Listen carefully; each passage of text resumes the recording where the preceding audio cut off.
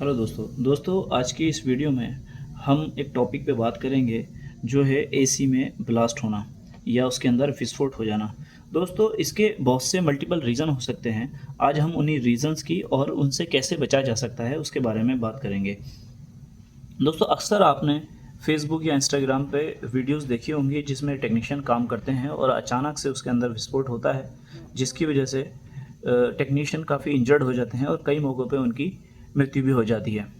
तो दोस्तों ये एक बहुत सीरियस टॉपिक है जिसके बारे में हम आज बात करने वाले हैं। तो मेरा आपसे अनुरोध है कि आप इस वीडियो को अंत तक देखें, जिससे आप इसको अच्छे से समझ पाएँ। दोस्तों एसी में ब्लास्ट हो जाने के मल्टीपल रीज़न होते हैं। सारे रीज़न की हम एक एक करके बात करेंगे। दोस्तों सबसे पहले जो एक रीज़न होता है वो है ब्लॉकेज हो जाना। ब्लॉकेज दो तरीके की होती हैं, एक बाहर वाली ब्लॉकेज एक्सटर्नली, जिसको जैसे कंडेंसर में गंदा हो जाना या कूलिंग कॉइल का गंदा हो जाना, ये बाहर की ब्लॉकेज आती हैं, एक्सटर्नल ब्लॉकेज। एक इन अंदर के सिस्टम में इंटरनली भी ब्लॉकेज आ जाती है दोस्तों। वो ब्लॉकेज कैसे आती है दोस्तों?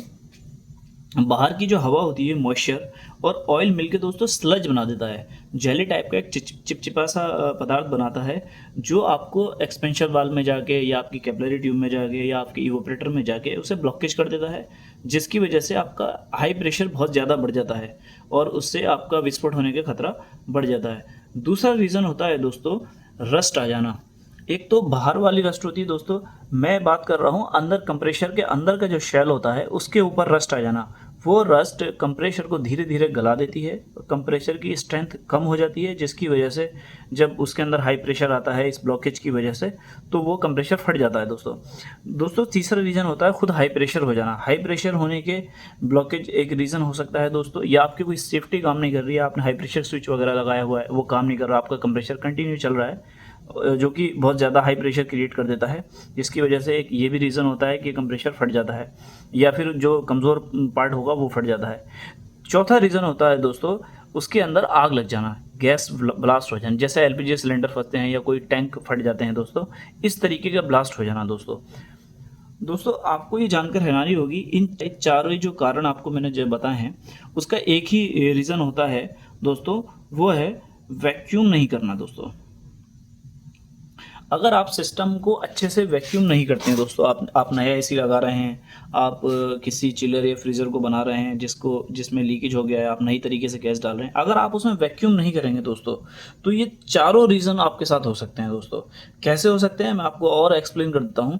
अगर आप वैक्यूम नहीं करते हैं दोस्तों, तो बाहर की हवा जिसके अंदर बहुत सा मॉइस्चर है दोस्तों, वो चला जाता है। वो मॉइस्चर और कंप्रेशर का ऑयल मिलकर स्लज बना देता है, जिसकी वजह से आपको ब्लॉकेज का सामना करना पड़ सकता है। वही मॉइस्चर कंप्रेशर की शेल के अंदर जंग लाना शुरू कर देता है, धीरे धीरे उसको कमज़ोर कर देता है, उसकी स्ट्रेंथ कम होती है।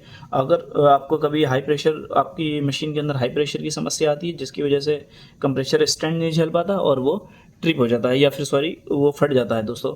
तीसरा एक वजह गैस ब्लास्ट हो जाना। गैस ब्लास्ट हो जाना दोस्तों ये भी एक वैक्यूम की वजह होती है। ये कैसे होती है दोस्तों, इसको समझने के लिए पहले मैं आपको ये समझाना चाहूँगा कि दोस्तों जनरली आग कैसे लगती है दोस्तों। आग लगने के लिए हमें मेनली तीन चीज़ें चाहिए होती हैं। एक तो होता है फ्यूल दोस्तों, फ्यूल जैसे कि पेट्रोल, डीजल, केरोसिन ऑयल या कुछ भी हो सकता है। तीसरा चीज़ हमें चाहिए होती है हीट दोस्तों। जैसे पेट्रोल या डीजल को जलने के लिए एक पर्टिकुलर टेम्परेचर चाहिए होता है। अगर वो टेम्परेचर उसे मिल जाएगा, वो इग्निशन टेम्परेचर जो होता है, अगर वो इग्निशन टेम्परेचर मिलता है, जैसे एलपीजी घरेलू सिलेंडर होते हैं, हम आग लगाते हैं, हम लाइटर जलाते हैं, चिंगारी आती है तभी आग लगती है दोस्तों।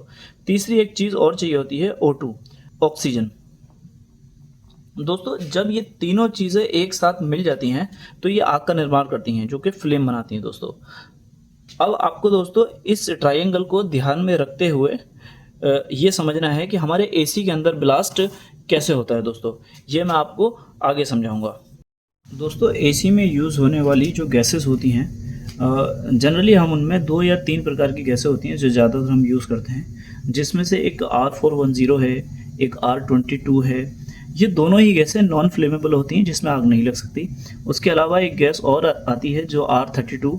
ये एक दोस्तों मीडियम फ्लेमेबल गैस होती है, जिसकी वेलोसिटी बहुत लो होती है। लो वेलोसिटी होने का मतलब है दोस्तों, इसकी जो आग फैलने की क्षमता होती है या उसकी जो स्पीड होती है वो बहुत लो होती है, बहुत धीरे धीरे फैलती है। और इसका नाम जो है वो डाइफ्लोरोमीथेन है और इसका इग्निशन टेम्परेचर 648 डिग्री सेल्सियस है।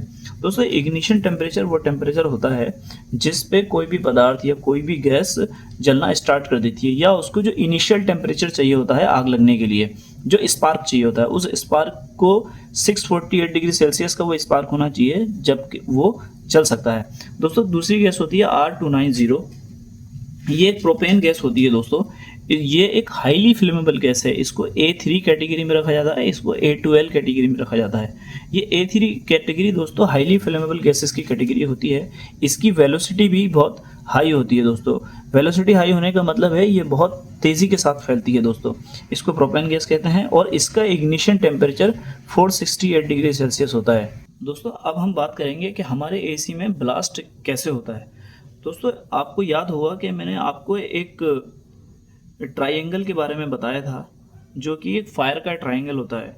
फायर लगने के लिए 3 चीज़ें हमें ज़रूरत होती है, जिसको एक फ्यूल होता है दोस्तों, दूसरा हीट होता है और तीसरा ऑक्सीजन होता है दोस्तों। अगर हम R32 या R290 गैस यूज़ कर रहे हैं तो ये एज अ फ्यूल काम करता है। दूसरा ऑक्सीजन दोस्तों ये जब आता है अगर हम अपने सिस्टम को वैक्यूम नहीं करते हैं, और या फिर उसको हम नया एसी लगा रहे हैं, हमने उसे वैक्यूम नहीं किया, तो सिस्टम के अंदर ऑक्सीजन आ जाता है दोस्तों। तीसरी चीज़ होती है हीट। दोस्तों हमारे पास फ्यूल मौजूद है, दूसरा हमारे पास ऑक्सीजन मौजूद है, अब हमें हीट चाहिए जिसकी वजह से ब्लास्ट होता है दोस्तों या आग लगती है। आपने अगर वैक्यूम नहीं किया है तो उसके अंदर एयर चली गई है आउटसाइड की, और प्लस उसके अंदर ऑयल मौजूद है। दोस्तों एयर और ऑयल जब प्रेशराइज होते हैं, उसको प्रेशर दिया जाता है, तो ये छोटे छोटे मिस्ट में बन जाता है, छोटे छोटे इसके पार्टिकल बन जाते हैं, जिसको एरोसोल बोलते हैं, या फिर इसको फाइन मिस्ट भी बोल सकते हैं।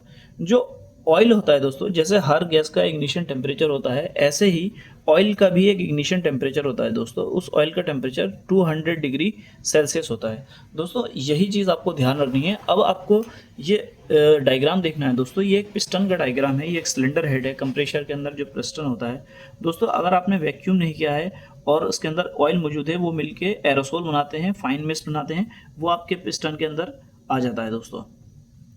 और हमें फ्यूल चाहिए होता है दोस्तों। फ्यूल आप R32 या R290 गैस दोनों में से कोई भी एक गैस यूज़ कर रहे हैं तो ये एज अ फ्यूल काम करता है। तो दोस्तों एक इक्वेशन होता है PV = nRT। दोस्तों इस इक्वेशन का मतलब होता है कि जैसे आप किसी भी गैस का वॉल्यूम कम करेंगे, उसे प्रेशराइज करेंगे, तो उसका टेम्परेचर जो है वो ऑटोमेटिकली ही राइज हो जाएगा। आप सिंपल भाषा में समझ लिए, P = T होता है दोस्तों। जैसे जैसे आप किसी का प्रेशर बढ़ाएंगे तो उसका टेम्परेचर भी राइज होता जाएगा, उसका टेम्परेचर भी बढ़ेगा।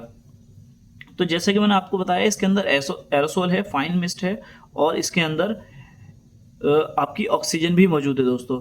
अब होता क्या है, जैसे ही पिस्टन स्टार्ट होता है तो ये गैस का प्रेशर बहुत ज़्यादा बढ़ा जाता है, इसका वॉल्यूम कम करता है, जिसकी वजह से प्रेशर बढ़ जाता है। प्रेशर बढ़ने से टेम्परेचर बढ़ जाता है। टेम्परेचर दोस्तों इतना बढ़ जाता है कि वो 200 डिग्री सेल्सियस पहुंच जाता है, या कभी कभी दोस्तों वो टेम्परेचर, ये दोनों टेम्परेचर में से किसी एक टेम्परेचर को पहुंच जाता है। इसके अंदर प्रेशर बढ़ने से 200 डिग्री सेल्सियस या कभी कभी 648 डिग्री सेल्सियस तक चला जाता है, और ये ऑटो इग्निशन पे आ जाता है दोस्तों। ये जो हमारा ऑयल है या फिर हमारा जो ये डाइफ्लोरोमीथेन गैस है, ये ऑटो इग्निशन टेम्परेचर पे आ जाती है ऑटोमेटिक। तो विदाउट किसी स्पार्क के प्रेशर इतना ज़्यादा हो जाता है, जिसकी वजह से टेम्परेचर राइज हो जाता है और इसमें आग लग जाती है दोस्तों। यही रीज़न होता है जिसमें कंप्रेशर, आपका सिस्टम भी ठीक है, आपके पाइप भी ठीक है, बस कहीं ब्लॉकेज हुई, प्रेशर बहुत ज़्यादा हाई हुआ पिस्टन के अंदर, और आपका धमाका हो जाता है दोस्तों यही रीज़न है जिसकी वजह से एसी के अंदर ब्लास्ट होते हैं। हीट मिलने के भी मल्टीपल रीज़न हो सकते हैं, जैसे कि अगर आपका एसी में कहीं लीक है, आपके रेफ्रिजरेशन सिस्टम में कहीं लीक है, और आप R32 गैस यूज़ कर रहे हैं, तो अगर आप जैसे ही उसे ब्रीजिंग करना शुरू करेंगे तो उसको प्रॉपर हीट मिल जाएगी, और जिसकी वजह से ये ट्रायंगल पूरा हो जाएगा और आपका एसी फट जाएगा। तो ध्यान रखिए, अगर आप R32 या 290 गैस यूज़ कर रहे हैं तो उसे हीट नहीं दीजिए, उस कहीं भी आपको चिंगारी नहीं देनी है। दोस्तों अच्छी बात यह है कि जब कंपनी एसी बनाता है तो वो सारी सेफ्टी को मेजर करते हुए एसी बनाता है, तो उसके अंदर पहले से ही उसकी सेफ्टी मौजूद होती हैं, और इस तरीके के इंसिडेंट बहुत कम देखने के लिए मिलते हैं। तो आप ध्यान रखिए, अगर आप एसी लगवा रहे हैं या आप टेक्नीशियन हैं, आप एसी लगा रहे हैं या फिर आप फ्रिज बना रहे हैं या चिलर बना रहे हैं, तो ध्यान रखिए आप उसमें अच्छा सा लगभग 300 से लेकर 500 माइक्रोन तक वैक्यूम करिए, जिससे कि आपकी ऑक्सीजन कट हो जाए। अब इस ट्रायंगल में अगर आप किसी भी एक चीज़ को कट करते हैं तो आपकी आग कभी नहीं लगेगी दोस्तों। आप हीट कट कर दें, आप फ्यूल कट कर दें, आप हीट कट नहीं कर सकते क्योंकि आपका कंप्रेशर ऑलरेडी हीट अप होता है, वो प्रेशर बनाता है, तो आप हीट कट नहीं कर सकते। दूसरा, आप फ्यूल कट नहीं कर सकते। अगर आप R32 गैस यूज़ कर रहे हैं या 290 यूज़ कर रहे हैं तो आप कभी फ्यूल भी कट नहीं कर सकते। बस आप एक ही चीज़ कट कर सकते हैं, वो है ऑक्सीजन। तो ध्यान रखिए आप जब भी एसी या फ्रिज बनाएं या फिर नया इंस्टॉल करें तो उसमें वैक्यूम बहुत लाजमी तौर पे करें। उम्मीद है दोस्तों आपको ये वीडियो अच्छी लगी होगी, इन्फॉर्मेटिव लगी होगी। दोस्तों इसी तरीके की वीडियो के लिए आप मेरे चैनल को सब्सक्राइब करें और आगे मेरे साथ बने रहें। अगली आने वाली वीडियो में मैं रेफ्रिजरेशन साइकिल के बारे में आपको विस्तार से बताऊँगा। धन्यवाद।